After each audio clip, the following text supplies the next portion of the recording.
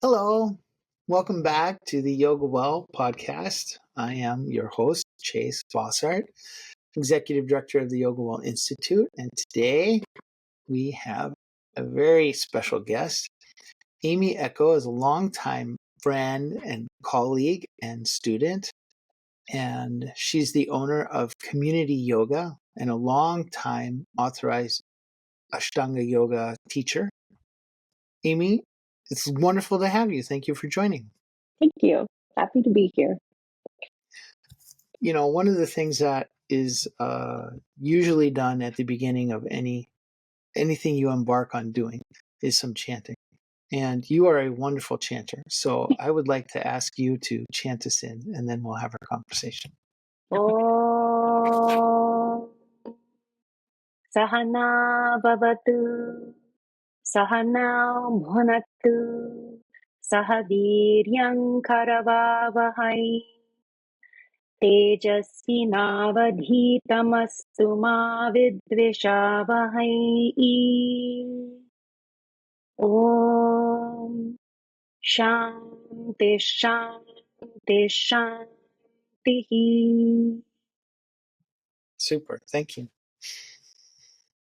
So, one of the things that Aimee and I talk about quite frequently is the way that what we teach is misunderstood. So I always bristle a little bit at the nickname of Vini Yoga as mini yoga. And there is this way that people see Vini Yoga and the modifications and the way that we adjust the techniques to the individual so that we can help them attain the function of whatever it is that they're doing, despite whatever their capacity might be. They see that modification as making it easier. And then in their mind, there's a kind of devaluation that goes. And so then they think mini yoga is mini yoga. And I think nothing could be further from the truth. You know, Vini Yoga is exceedingly demanding, even with modifications and even with a lot of focus on breathing and remaining sukha, remaining comfortable, etc. And so it always, I feel misunderstood when people make the joke about mini yoga, etc. And the conversations that you and I have had, what I have also kind of understand is that you feel misunderstood about Ashtanga yoga. So why don't you explain how and why? Yeah, so almost exactly the same impression. You know, when people, I was just talking to somebody the other day about you. The first thing that comes up is, oh, the stick figures and the inhale arms up, exhale arms down. When they think about Vini Yoga, this is like what they think, and modified and in that doing less direction, right? And with Ashtanga, it's the opposite. People think we're moving all the time. People think it's the hardest type of yoga. People think it's extreme. People think it's only the sequences that are laid out that they've seen written down on the internet, or that they've taken in a guided class all at one fell swoop. They think an hour and a half of a primary series full sequence is how you're supposed to learn, which is exactly the opposite of how you're supposed to learn. That would be a far end development. So in the same way that Vini Yoga is sort of misconstrued as limiting people, Ashtanga is misconstrued as pushing people, or sometimes even damaging people. And I think the thread that the two share is a lot of the principles. The principles are almost identical. There's just different language, or in some cases with Arya, no language, just practice. for both Vinyasa and Ashtanga, it seems to me that Vinyasa gets confused and only solely identified with yoga therapy. It's true. And Ashtanga is solely a really hardcore 6 days a week, really intense physical practice, is how it gets misconstrued. So it's almost like in this continuum that we talk about, right? That Vini yoga gets placed here, Ashtanga yoga gets placed here, and in reality, they're both on both. It's not sides. It's an endless, infinite. I'll use your name. Well of yoga. Yeah. It really is. There's a continuum in Ashtanga where we start with breathing. We don't start with an hour and a half of intense asana. We start with breathing. That's day one. I want to ask you about this. Before I do that, I could not agree more that through our conversations over the years, I think that we've known each other for more than 10 years, maybe something like 13 or 14 years, something like that. Yeah. We first met in the Joyce studio in Encinitas. Encinitas, yes. Right. Yeah. And I think you were teaching classes there, or what were you doing there? Yeah, I ran one of the programs. So there was 3 of us teaching there. Your other friend, colleague, and student, David Miniyota. And he was teaching morning. We had 3 programs: early morning, mid morning, and evening.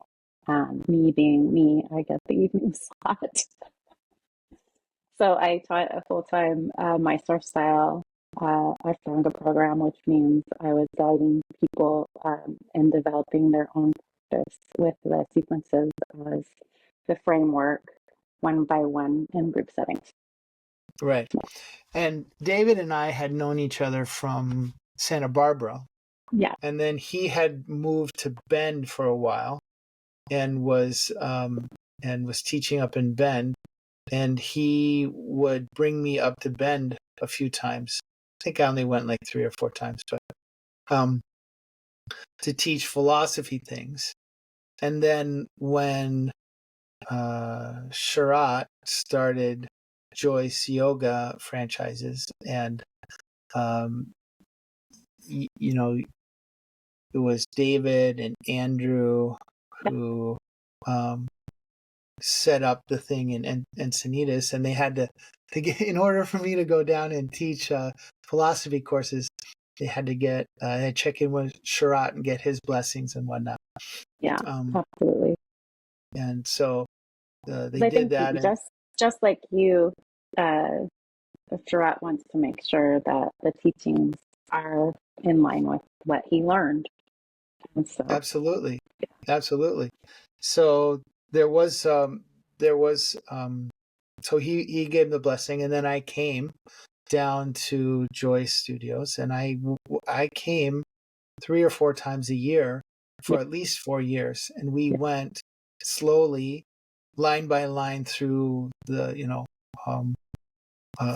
entire Patanjali's Yoga Sutra, and those were really rich for me as well, because one of the amazing, wonderful things about the Ashtanga yoga community is the seriousness of students. Generally, people practice, and they're like really interested in, well, what am I doing? And so to go down there and interact with a group of people like that, and also like David and Andrew were in the room, and you were in the room. There was there was just a lot of knowledge base in those workshops. That was super fun. It was super fun. Yeah.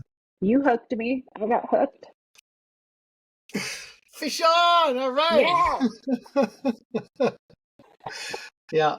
So, and over the years, you have been, you did. I just remember what hooked me. Yeah.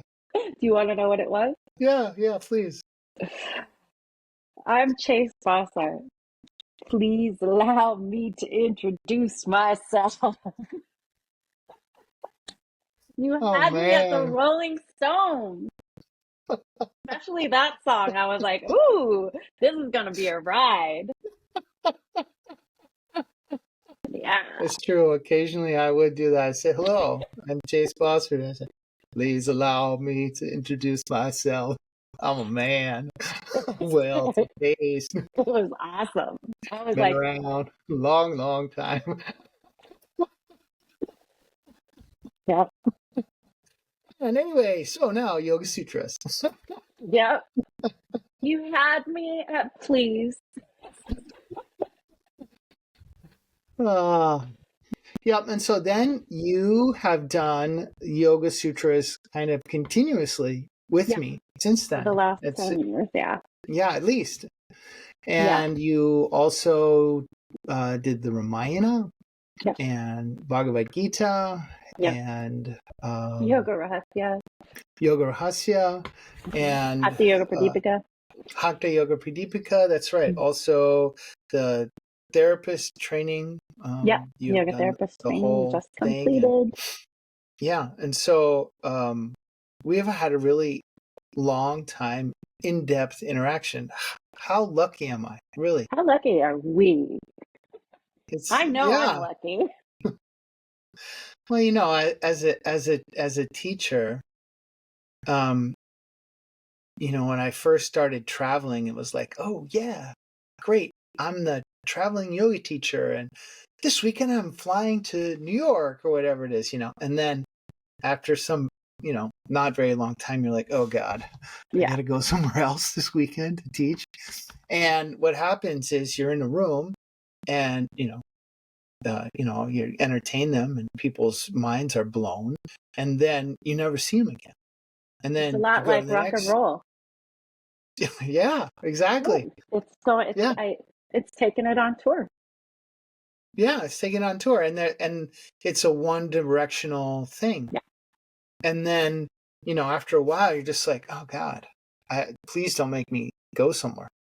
And what Yep. this is for me why that the with David and Andrew and you at Joyce Yoga was like such a joy, because you go down there and it's a long time relationship, and it's with people who are really knowledgeable, and so we have deep interactions around the material, and it's so interesting. And I don't even want to give a weekend workshop anymore, because not that I can't and not that I don't, but they're not interesting to me. Yeah. What I want is, like we just had with the yoga therapist training, let's get a group of people, have 4 years, Yep. and we're going to set up a container where we meet regularly, and we're going to dig into this, and um, so much of it, so much of what the teaching is actually being driven by the students, and the Yeah. questions that are asked, and how people, um, direct you with what they're interested in, and that is really interesting and rewarding. I think this is the piece that Ashtanga and Vini Yoga have in common. And I think this is the piece about the way that you teach um, that stays rooted in the tradition, which is that it's a teacher-student relationship and that it's long term and that you learn who your students are. You learn what's expected of you as a student from your teacher. And that's when that development can actually become possible, as opposed to just that one directional communication or one visit or 3 visits, that kind of thing. There's in Ashtanga, we don't do teacher trainings. We only do student trainings Right. Yes. because if you're allowed, allowed is such a strange word. It's recommended. It was always recommended. It was not allowed. I'm just going to say it. It was not allowed for us to cast a wide net for a teacher training of students that we didn't know. We we were to teach our students that were our students and develop these deep long-term relationships.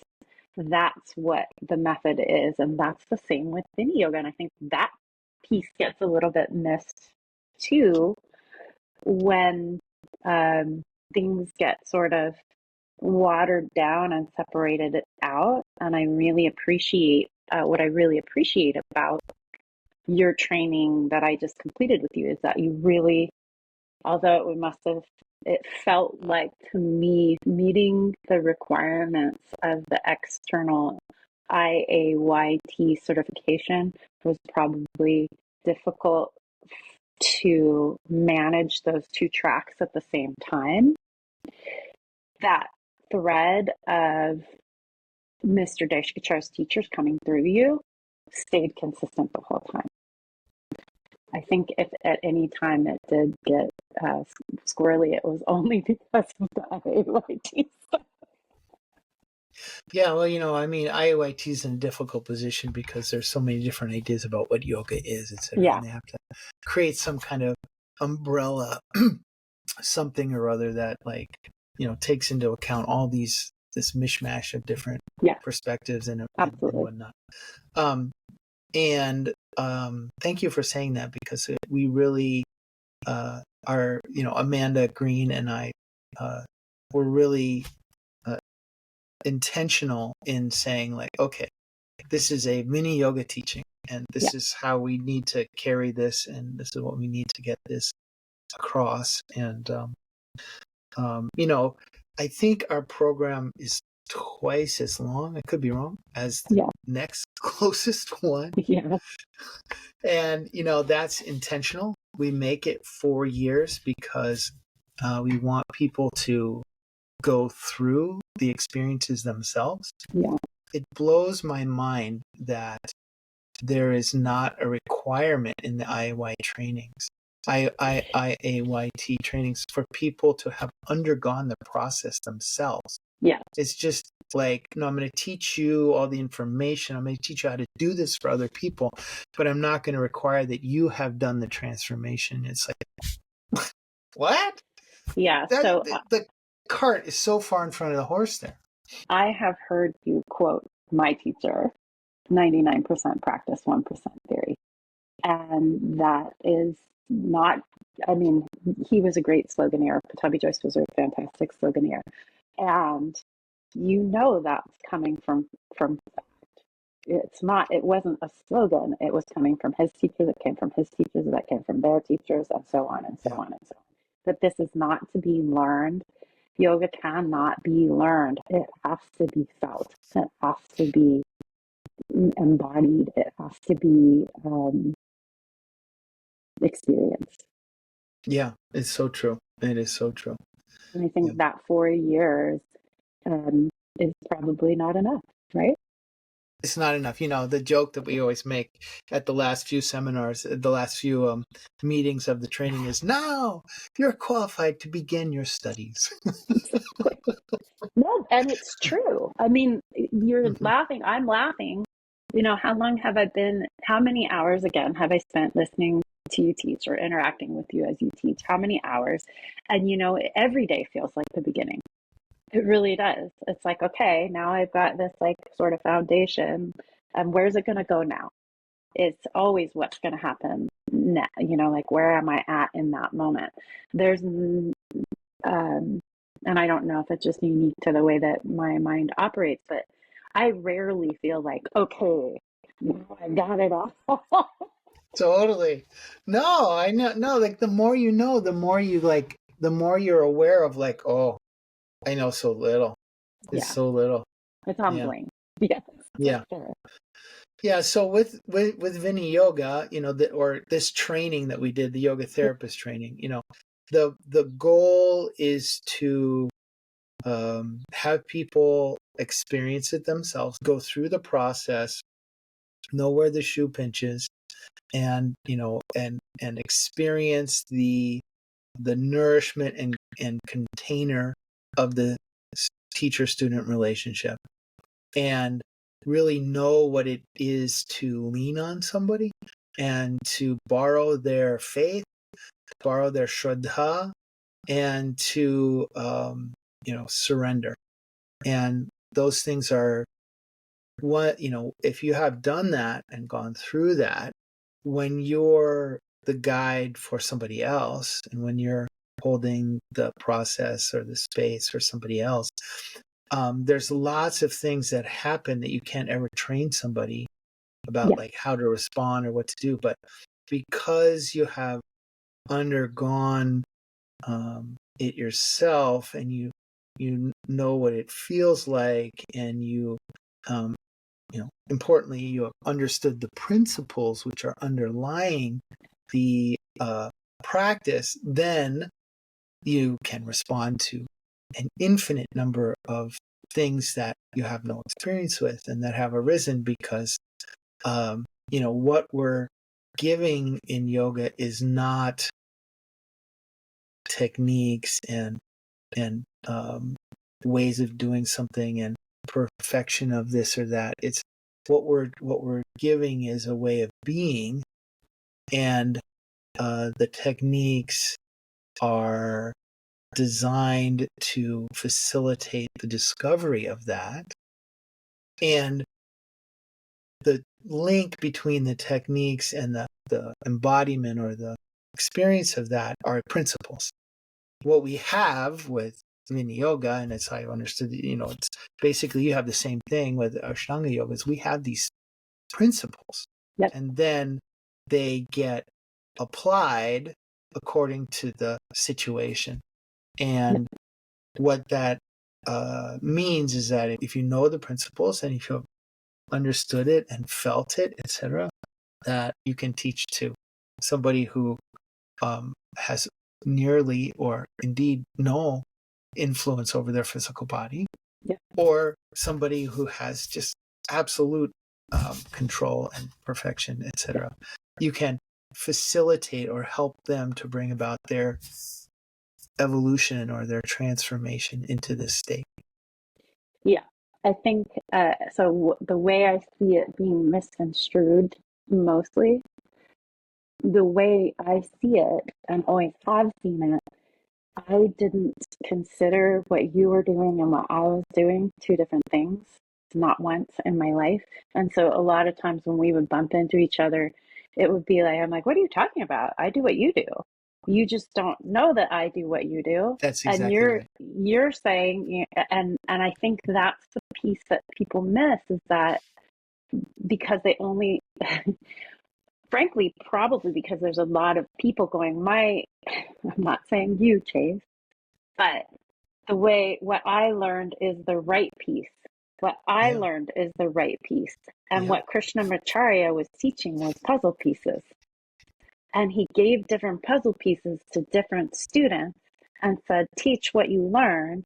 And who showed up in front of them, they got, right, that old adage of Krishnamacharya, teach what you know to who's in front of you.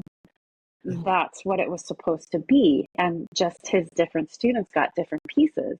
And, I have literally been looking around and I've heard many a student of many a teacher say, oh, well, I got it right.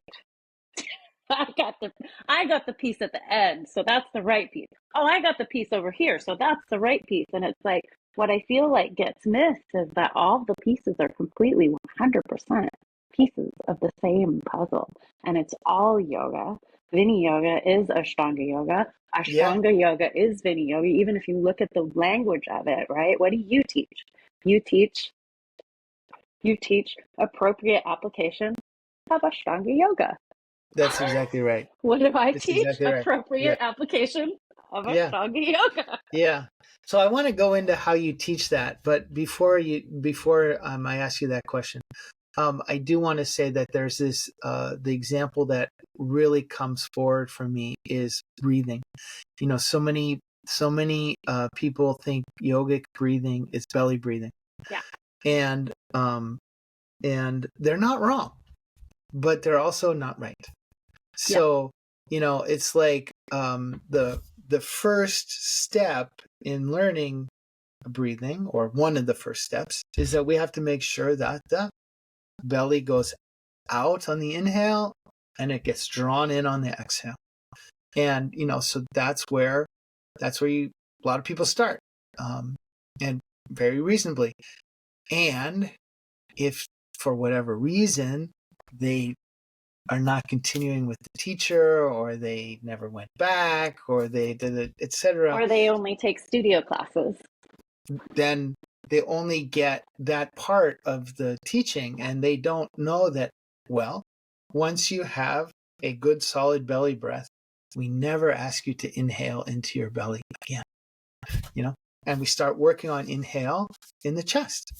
Yeah. And the exhale, we have a lot more developments in terms of the lower abdomen, etc., on the exhale. And there is an infinite, well, I say infinite, there's a huge number of techniques and spaces in between belly breathing and, say, Mula Bandha, Uddiyana Bandha, etc., Nauli, these kinds of things, as far end breathing exercises on the breathing spectrum, right? Yeah, and absolutely. what happens is that people only know what they know, Mm-hmm. and so that this is what they learned, and so that's what they know, and so that's what they pass on, or that's what they think of as yoga, breathing, etc. And I think that when that's just one example. If we start talking about what is advanced physical practice, it's that you have, what makes it advanced is that you have in place so many of the different patterns that are needed in order to have the experiences in the physical realm. And that's what makes it an advanced practice, not are you doing this asana or that asana, etc. It's what is happening within the asana. And that part is completely impossible to appreciate from the outside or in a casual yoga way. Yeah, and it is. And so this is probably one of the biggest ways that Ashtanga is misconstrued. It's difficult. I can have a person show up that has a lot of physical capacity. I mean, they could really do anything with their body. I'm not going to say Simone Biles, but like moving in that direction. There's strength, there's mobility, there's no limitations.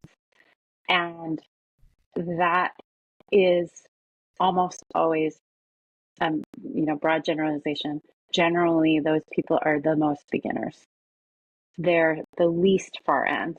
And a lot of education has to come in, and we have to strip everything back. And we might have a little bit, they actually usually have to work.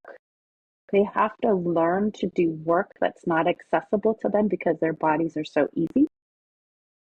They can make shapes with their skeleton without accessing work.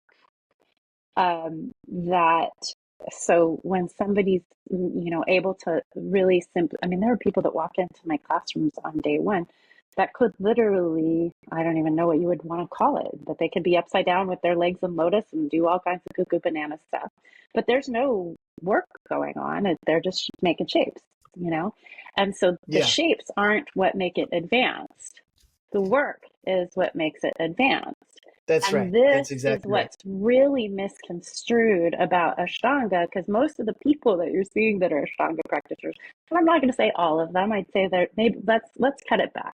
Let's say 40% of Ashtanga practitioners that are learning from a Mysore teacher, Mysore style, one-by-one poses, not taking, jumping in and learning off the internet, the whole sequence at once, but somebody who's had a long time with a daily teacher, they're working in a different way than somebody who's just doing handstands on the internet. You know what I mean? And so what I call advanced has nothing to do with asanas. It has to do with quality within. And that could be just simply standing. We use all Sanskrit in Ashtanga. So Samasthiti can be a very complex posture. Absolutely. A very complex posture. It is a very complex part. It's not simply just standing there to begin. Yeah. and it's not rest. Right. It's work. And so that's the difference. So that's where I always get my feelings hurt is when people say, oh, and these advanced practitioners, I'm like, those aren't advanced practitioners. Those are people making shapes. So there's a huge, and this is the piece that's so common for both of us, you and I, is that we get this piece where the work isn't happening over here and the work isn't happening over here, and there's some confusion, right? These people are making all these crazy shapes and no work is happening. And these people are Right. making simple shapes and no work is happening. That's exactly right. That's exactly right. Or the alternate. A lot of work is happening in very simple shapes and a lot of work is happening. So that's the definition. For me, the accuracy of the work is the where we would start to get into advanced. I don't even like these kind of words though, like beginner or advanced. It's problematic. It's not useful. I agree. Yeah. Totally agree. Yeah. Yeah.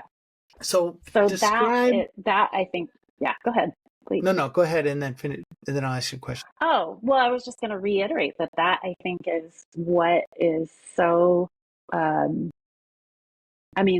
whether when we get into, not you and I, but when folks talk about this yoga is better than that yoga, it's like yoga is yoga is yoga is yoga. Okay, I want you to describe what happens. You get a new student. Yeah. And they come in for Mysore. What do you mean you don't take them through the hour and a half long, like primary series first Yeah. day?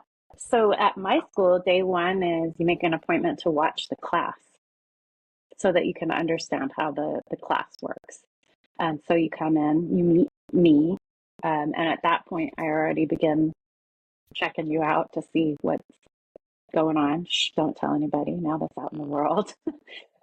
So I have actually at the first email is when I'm seeing who you are, and I'm trying to establish that first contact. Then I invite you to come to the school and watch how individual teaching in a group setting. And so once you've seen it with your own eyes, it's really difficult to explain unless you've seen it with your own eyes, because even people that I've known for a really long time, they still can't wrap their head around it if they haven't spent time in it. And so then they say, wow, I would like to do this. This looks great. We sign up for day one. I ask for a month-long commitment, minimum 3 days attendance per week. I prefer daily. And then day one is probably going to be 30 minutes. We sit down, we lay down sometimes, actually almost always. We lay down and we learn to breathe. And then I have them stand up and do it and learn. I call it the pieces of bread because it's like a sandwich, right? First piece of bread, last piece of bread. I say, today's going to be boring. You're going to eat bread. There's going to be no filling. You're going to learn the way in and you're going to learn the way out, and you're going to breathe across that. And then you're going to come tomorrow, you're going to repeat it. And then you're going to come tomorrow, the next day. If all of that feels steady, maybe we add a little tiny piece of hummus on the bread. And then we move like that over, hopefully, So add it a little becomes a piece. long-term. Yeah, so in the first month, you'll probably end up with a practice that we develop together day by day that is maybe 30 minutes long. And it involves like you're starting to implement the foundational pieces. Yes, Breathing. absolutely. Yeah. And attention. for most people, if they're they don't have any issues up, like they're physically capable, they can stand up, sit down, all of those kind of things. We'll start breathing, we chant, we learn some Surya Namaskara, and then we learn some finishing seated postures, chant out, go home, come back the next day. We add maybe a standing posture in between the sun salutes and the finishing seated postures, and we go again. And so the room is filled with people who are learning. Who are learning in the same way. And so like they come in and you might not teach them something new that day. They may just be, you might watch and see and like, okay, this person, this is stable and that's not, or this is, they're moving in the right direction here, but they need to do this. And they need to, and you basically help each person somewhere along in their practice, and Yeah. then they're developing that in the same room all together, but all doing different things Yeah. I over the course. only, we only have a couple new students per month, and I like to wait until they develop to a point where they can be on their own before I start taking new students again. So that then we have a group of autonomous students, and then I help them, or I go, oh, I didn't say that. It actually is this, there's 5 breaths in this, or you moved it's this side first, or that, blah, blah, blah, so I'll be fixing, helping, assisting while watching, mostly a lot of watching. I just watch people all day long do their practices and act as Right. support and notice where, oh, this morning I was working with a new assistant. She's not a new assistant. She's a long-time assistant, but we were working on looking at, and I was like, what do you see? Where do you see the prana stopping? And she's like, right there. And I was like, okay, now what? And I, helped the person, and all of a sudden the prana, straightened out. I could see that the posture was working. And I was like, what do you see over there? That posture's not on. They're just making a shape with their skeleton. And so I go around the room and I go, okay, so let's, feel the belly movement on exhale a little bit more. Let's, so basically it's like that. It's like a one-on-one, but we're all together every day. And I'm just cruising around the room for 3 hours supporting everybody in their own personal practices. Our target model, so what I learned from you was target model, right? There's the Yep. preparation poses. And then I took a little bit of, I would disagree that there are postures on the outside that are for fun, because I actually Mm-hmm. think that postures on the outside can be super useful for preparation for the middle. So some of these postures that we do that would fall in what I learned from you, your target model of the outside, can be really preparation for what's happening in the middle. And long term with Ashtanga, the way it works is the last quarter of your practice moves towards mudra. But you're not learning the last quarter of that practice until probably, if you're in a totally, like imagine healthy person that doesn't have a lot of limitation, strong, mobile capacity to show up every day. By the end of 1 year, we would be working towards those mudra poses in a way that would be effective. Yeah. It's so awesome. And it's exactly what we're doing, which is the whole Exactly. point of what you've been saying for Yeah. as long Decades. as we've known each other. Yeah. So just want to back up and make sure that anybody who's listening who doesn't know what the target model is that, so there's a way of the biggest complaint that I have about the yoga culture in the West is that there's so much knowledge about technique, but there's very little knowledge about context. Like, why would I Yeah, do what I'm doing? exactly. And and what is the actual goal? I mean, there's this connection between yoga and samadhi, but like people are not really clear about like, well, I put my body in these shapes and then samadhi, what happens? How do I get there, right? So there's the context is missing, and I think that's a huge piece of what I'm Massive. trying to do in my own teaching is like to lay out context. Okay, here's what we're doing, and here's why we're doing it, and here's what it looks like in this situation and that situation. I mean, that's if I had to say like an essence of what I feel is like my role. That I feel like that's what I'm doing. So, and I know you're actually doing the same thing. Actually, I would have to say that piece from you and the ability to articulate it that I have, getting that, a lot of the experience and the teachings that I got were a little bit nonverbal and more experiential, right? And so the ability to fully intellectually articulate is what I got from you. You gave me the ability to stop a student and say, what are you doing and why are you doing it? And orient to that. And that has been game changing for my teaching, like hugely game changing. it beyond giving it words, um, because you had a lot of the things that I learned from you are ways to explain. It took me Yeah. decades to even explain myself to you, I think, you know, is this this languaging, um, that makes it crystal clear to somebody in a pretty short time. And so then they don't have to bang their head against the walls for a really long time, Yeah. because they're orienting to the why. Yeah. Beautiful. Thank you. And thank you, Amy. Thank you. It is true that the yoga is powerful, and the whole point of it is the experiential. And definitely in the last, say, 10 years of Mr. Deshkachar's life, he was not very interested in explaining. He was really wanting people to like feel and Yeah. get, etc. Yeah. And so this piece of like, what is it that we're doing? And one of the models is a way of organizing the purpose of asana around, okay, well, as though it's a target, like a dartboard has in the center, there's the highest scoring, and then you have a concentric rings that go around, etc. And as you get further away from the center, you get less essential. And there's a way of organizing asana that we call the target model, in which the center is really mudra postures, and seated like pranayama or meditation, etc.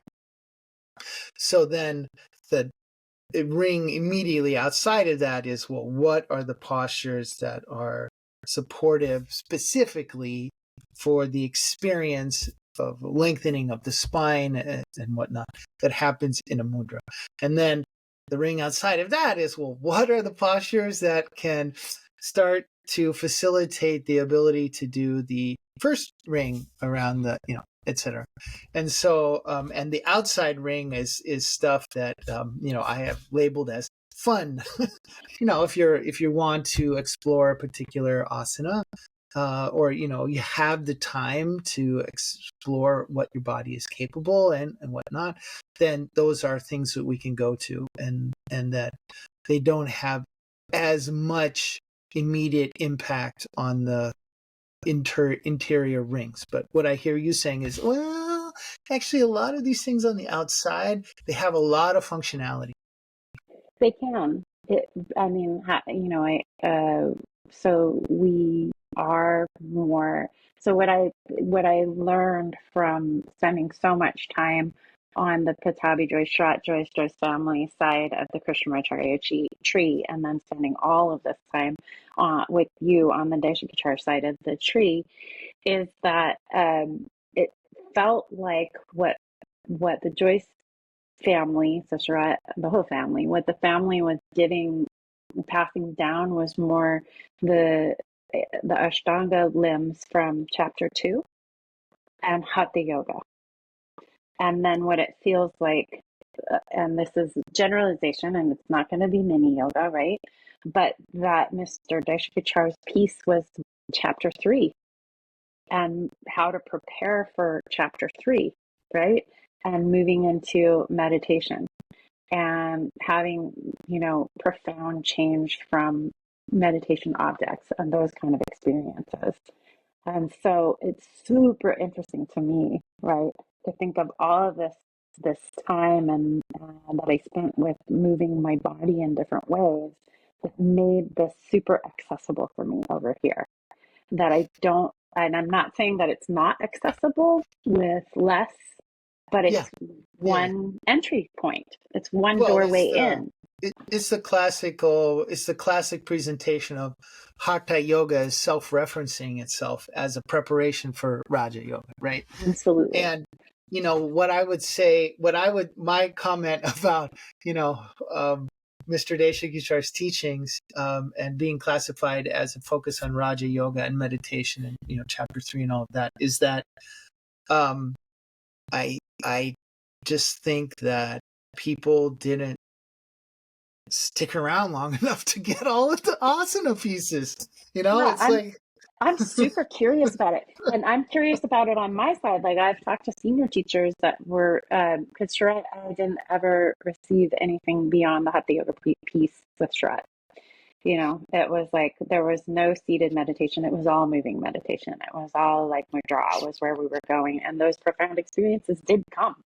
Like oh they did yeah, of happen, course. Yeah. 100% chance.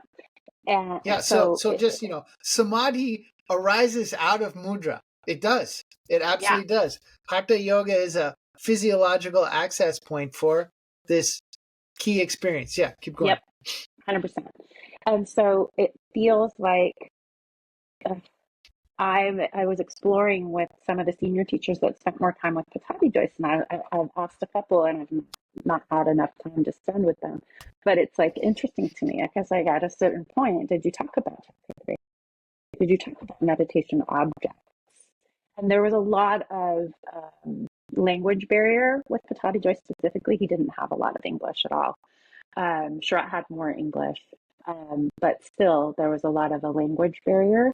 Um, and I think maybe it was more limited to this. These experiences are happening right here in the mudra. We're good. Got it. I'm cool. Um, and for me, that juicy piece that I got with you, which was like actual healing and transformation can start to happen in a different way if you really, sorry, spend years. You're right. Stick around long enough to start to peel back layers. And I think the two pieces together are really, really brilliant. Yeah, well, Um, yeah. that's what Krishnamacharya and Mr. Deshakachar and I'm Woo, sure woo. Patami Joyce, that's what they did. Yeah. That's what they did. They did the two pieces together. Yeah. And but it's complicated enough that it requires some time and some dedication and some, um before we actually recorded, we were, just remembering like how long we've interacted, and and like we've been through a lot of texts, and we've been through a lot of ideas, and a lot of, the whole one of the big things about the therapy program is how do you modify um, movement and breathing for people who have very difficult physical or very limited physical capabilities. Yeah.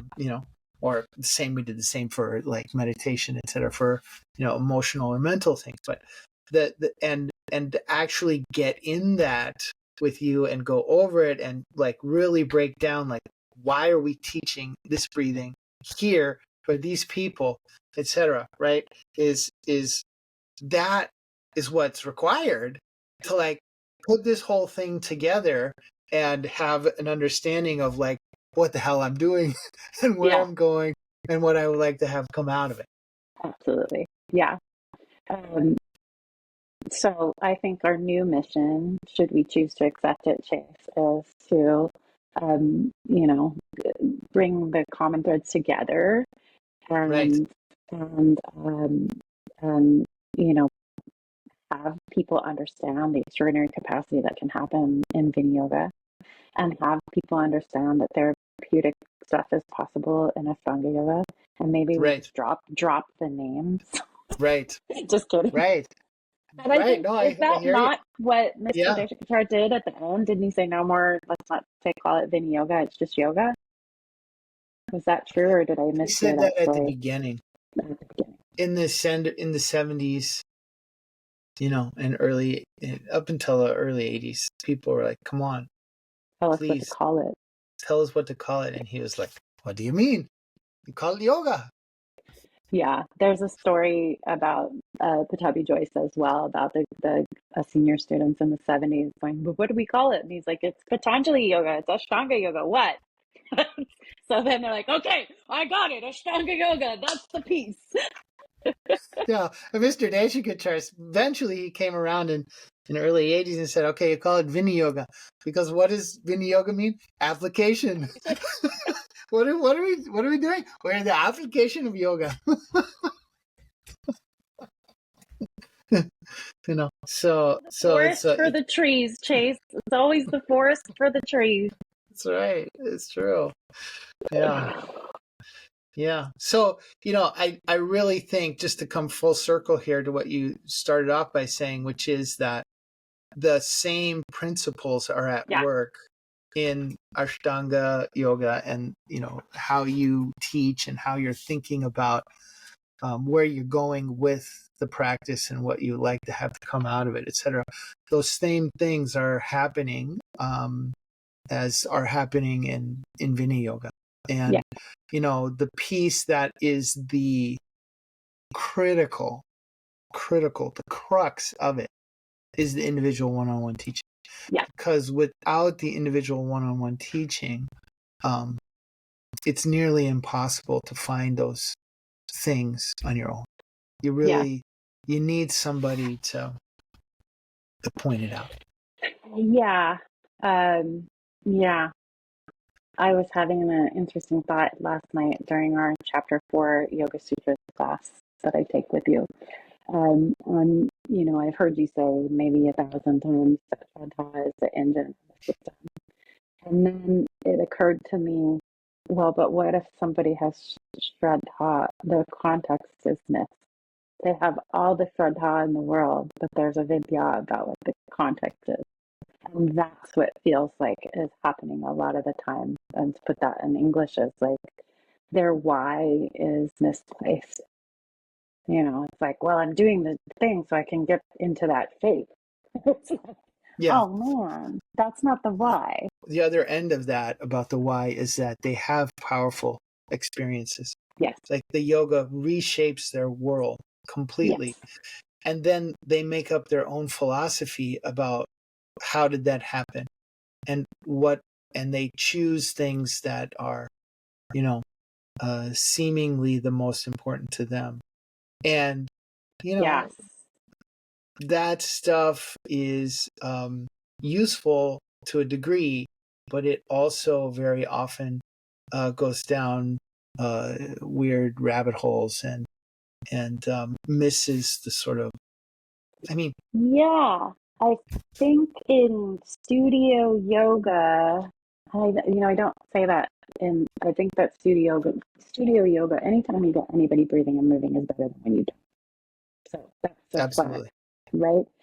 And there's this piece that's missed where it becomes about hip openers and, this, and it's like, but hip openers are in the outer ring of the target model so that you can have enough access to get into the middle, right? Yes, move the spine. That's right. Yeah. So what are we doing and why are we doing it?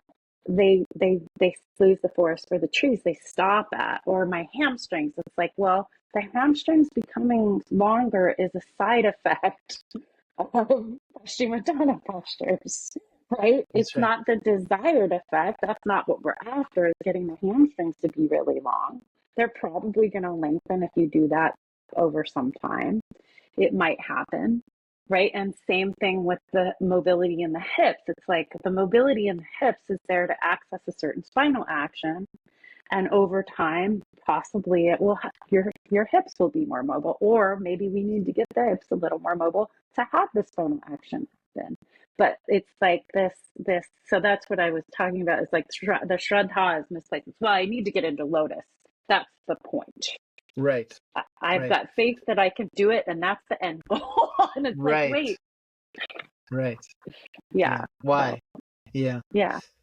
And this is the other thing for me, is that yoga was not just created in the by Yoga Works in California 20 years ago, right? Yeah. Yoga, we are the recipients and the caretakers of a several 1,000-year-long discussion about being. Yeah. What is it to be? Yeah. And to be in this body on this planet. And here is a set of principles that, when they're put into action in these ways and that ways and that ways is helpful in exploring what it is to be in a directional fashion. Like we're going somewhere. And where are we going? We're eventually going to, oh, you are beyond, aside from, different, distinct from the physical form that you're in. Yeah. And that experience completely transforms what it is to be on the planet, or just to be. The piece that is really missed, I think, is that this dialogue, this discussion, this description has been happening for a couple thousand years. Yeah. And we don't need to remake the wheel. We don't reinvent the wheel. We don't need to figure out what the hell is happening and what's the vagus nerves interaction with the blah, blah, blah. And it's like, no. Here, we've been gifted this. Yeah. Learn this. Apply it. Yeah. One of the other great slogans was "Do your practice and all is coming." Well, you had brought up that, what we're really doing is we are caretakers of several 1,000-year-old teaching. And in the Ashtanga community, since the passing of Shra, there's been a lot of this sort of strife over who's going to hand out certificates now. And when you said that word caretaker, it just really, back in the day, it used to be called a blessing to teach. We didn't have papers. And at one point, your teacher, Patabi Joyce, would come up and he would say, okay, it's time for you to teach. You teach what I taught you. And it was called a blessing. I got the blessing, is what people would say. And then at a certain point, one of the senior teachers, Tim Miller, said, I need a certificate. These Western people don't believe that I learned from some Indian master, so I need a certificate. Patabi Joyce took it really seriously. He went and got a notarized thing and did the whole thing and made him do a demonstration, a public demonstration. He was the first certified Ashtanga teacher, technically in the world, I guess, right? And so when we look at what that really means, though, it's like, I trust you to be a guardian of these teachings. It's not about I've achieved a degree or XYZ, I did all of these things. It's like the teacher saw in you the capacity to be a good guardian of these teachings. And I think for you, that I had that experience with you after studying Yoga Sutras with you for a while. Right before the pandemic, you came to my school and you said, well, what are you doing? And you said, are you teaching sutras? It's time for you to teach sutras. And I really, I took that seriously. And it was kind of like, oh boy, here's the weight of the gravity of the teacher's blessing. To teach meant I had to teach it every week. And if I'm teaching it, it means I have to be steeped in it, So I think for you, as maybe you move forward in a way that is less worried about external organizations, accreditation bodies. Yeah, accreditation bodies. I think that looking for students that are good stewards is really, really key. Yeah. I have to say that this is one of the absolute joys. I feel so richly blessed in that I do have really interesting people who come and stay for a long time. Yeah. And that I really enjoy their interactions and I get to know who they are and what they're working on. And, there's just a lot of mutual respect and joy in the interactions. Yeah, and it's fun. It's fun. It's is. fun. It's really We get to have fun. It's nerdy totally. Indoor kid fun, but it's fun. Totally. It's the best kind of fun. So this, as you're alluding to, I've just started another program. And, like you were saying, you don't do teacher trainings. I have ceased to call my things teacher trainings, and we're really focusing on practitioner trainings. Yeah. And to be a good practitioner, it's really worthwhile to have enough information to know directionality of what you're doing and where you want to go and what might be next steps and etc. Because it's inspiring and it has continuity, and as you make progress, you can see where you were, and it's and the important part is your life changes. Yeah. Your life really improves, and so in this we just completed the 4-year yoga therapist training, and my health has not been so great. It was a little bit of a strain, and I really could see that certification programs orient people around a paper. Yeah. And then they get worried about, are they going to get the paper or not? Yeah. Or they get worried about, like, so I have the paper, but I don't know shit.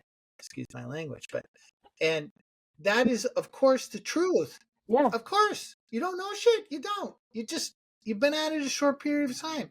So don't freak out. Just be attentive, be present, continue to study. If you put in some effort over a long period of time, everything changes.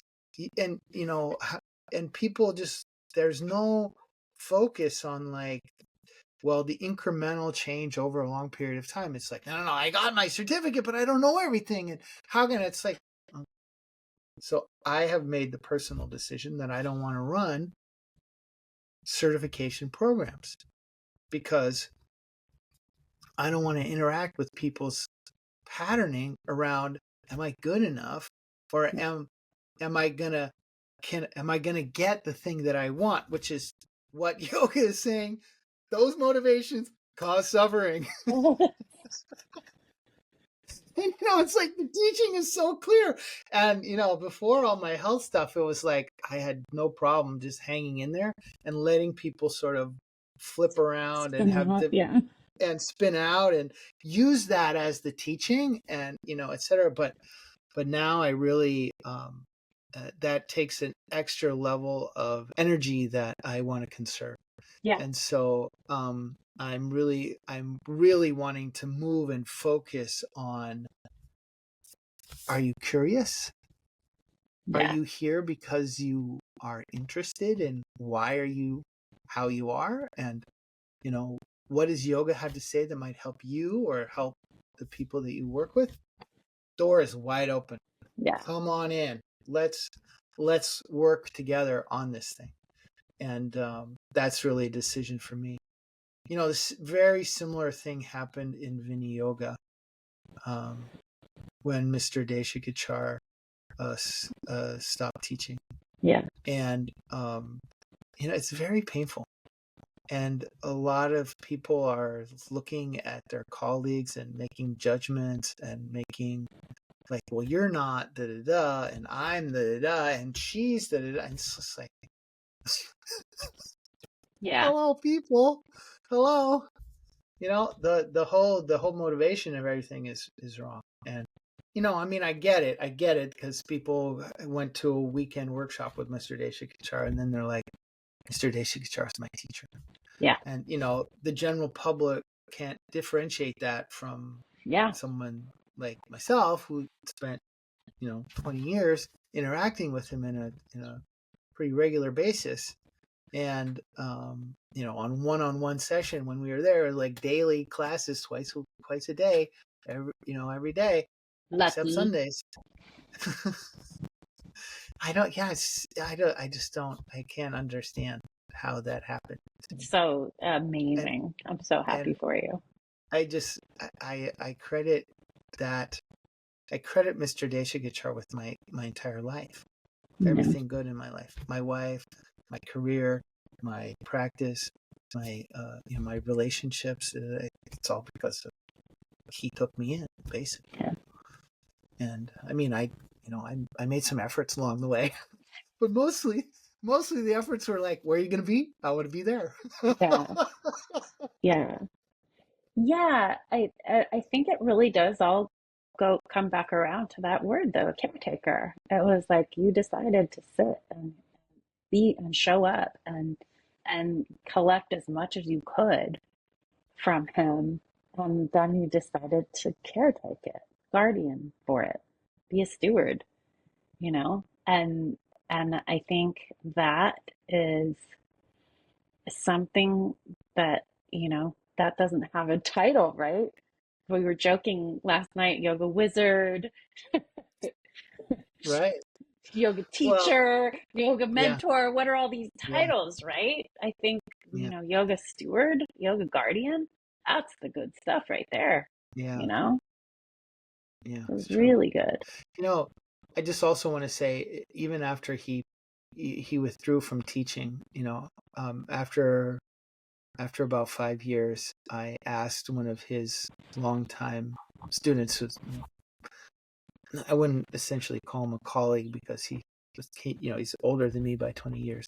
I asked Paul Harvey if he would guide my practice, and I have been meeting with Paul weekly for the past 10 years. So awesome. So it's not just that I, had all this stuff with Mr. Deshri's chair. I have also had this other exploration of the material in an ongoing way as it's come through Paul. Yeah. And, so great to like be a lifelong student. Oh, I Yeah. feel like so privileged. Yes. It's just incredible, and the Yeah. depth and Yeah. the warmth and the joy of all of the apple. I mean, it's just incredible. I agree. I mean, you're the same way. I see. I totally agree. I Yeah. can't, I don't know what it would feel like to be like, oh, I'm done. I understand. It would feel like suffering is around the corner. Yep. Dun, dun, dun, dun. Well, listen, we have to do this again Yeah. soon, Aimee. Thank you so much for your time and for your wisdom and Thank you. your joy and your insights. And can you please chant to close? Absolutely. कायेन वाचा मनसेन्द्रियैर्वा बुद्ध्यात्मना वा प्रकृते स्वभावात् करोमि यद्यत् सकलं परस्मै नारायणायेति समर्पयामि सर्वं श्रीकृष्णार्पणमस्तु. Thank you, Aimee. Thank you, everyone. We'll see you again soon.